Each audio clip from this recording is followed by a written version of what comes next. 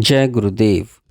प्रथम मुंडक, दूसरा खंड, कर्म कांड की महिमा और ज्ञान की अपेक्षा से उसकी निंदा।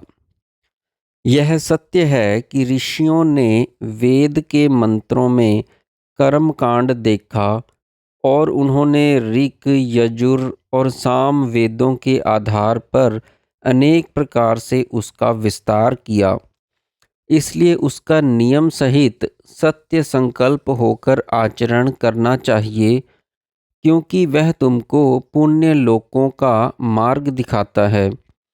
जब हव्यवाहन अग्नि, जो तुम्हारी आहुतियों को उद्दिष्ट देवताओं तक पहुँचाने के लिए वाहक का काम करती है, समिधा में प्रज्वलित होकर धधकने लगे, तब घृत की आहुतियों के बीच बीच अन्य आहुति देनी चाहिए, जिसका अग्निहोत्र दर्श पौर्णमास चातुर्मास्य व्रत आग्रयण कर्म से रहित है और अतिथि वर्जित है, जिसमें आहुतियाँ समय पर नहीं दी जाती, उसके सातों लोक नष्ट हो जाते हैं।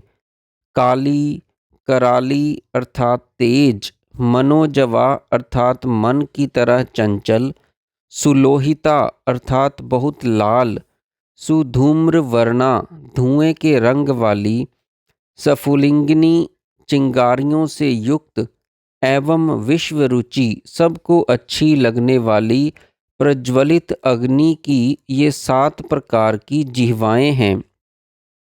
अग्निहोत्र करने वाला जो मनुष्य इन दैदीप्यमान ज्वालाओं में यथाकाल आहुतियाँ देता रहता है, उसका वे सूर्य की रश्मियों के मार्ग से वहाँ ले जाती हैं जहाँ देवताओं के एकमात्र स्वामी इंद्र का अधिवास है।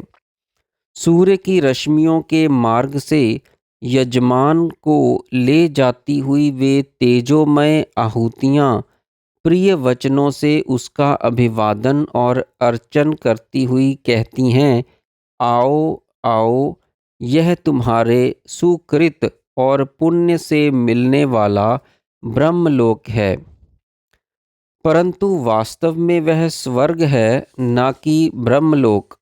स्वर्ग से पुनरावृत्ति होती है, क्योंकि पुण्य क्षीण होने पर उसे वहाँ से गिरा दिया जाता है। ब्रह्मलोक में जाकर पुनरावृत्ति नहीं होती, इसलिए यह यज्ञ रूप नौकाएं, जिसमें 18 प्रकार के कर्म होते हैं, दृढ़ नहीं है। जो मूढ़ लोग इनको श्रेय का साधन मानकर प्रसन्न होते हैं, उनको फिर जन्म मृत्यु के चक्कर में पड़ना पड़ता है। अपने को बुद्धिमान, पंडित समझने वाले और अविद्या में पड़े हुए निंदा के योग्य वे मूढ़ लोग अंधों द्वारा ले जाए जाने वाले अंधों के सदृश भटकते रहते हैं। बालक सदृश वे बेसमझ मनुष्य अविद्या में पड़े हुए भी अपने को कृतार्थ समझते हैं, क्योंकि वे कर्मकांडी लोग राग से आतुर रहकर भी उससे विरक्त नहीं होते और क्षीण लोक होकर वहाँ से गिर जाते हैं। इष्टापूर्त कर्मों को ही श्रेष्ठ मानने वाले वे मूढ़ इसके सिवाय अन्य श्रेय को नहीं जानते और स्वर्ग में अपने सुकृत फलों को भोगकर फिर इसी लोक में अथवा इससे भी हीनतर लोकों में गिरा दिए जाते हैं। वैराग्य का सूर्य द्वार मार्ग। परंतु तप और श्रद्धा से युक्त होकर जो विद्वान शांत स्वभाव वाले मनुष्य अरण्य में भिक्षा से रहते हैं, वे लोग सब पापों से छूटकर सूर्य द्वार से वहाँ जाते हैं, जो अविनाशी अमृत पुरुष का स्थान है।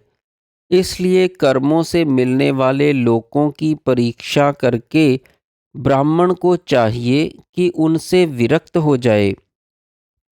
यह सिद्धांत की बात है कि नश्वर कर्मों का फल नित्य स्थायी नहीं हो सकता। वह विद्वान ब्रह्म विज्ञान के लिए समित पाणी होकर किसी श्रोत्रिय ब्रह्मनिष्ठ गुरु के पास ही जावे।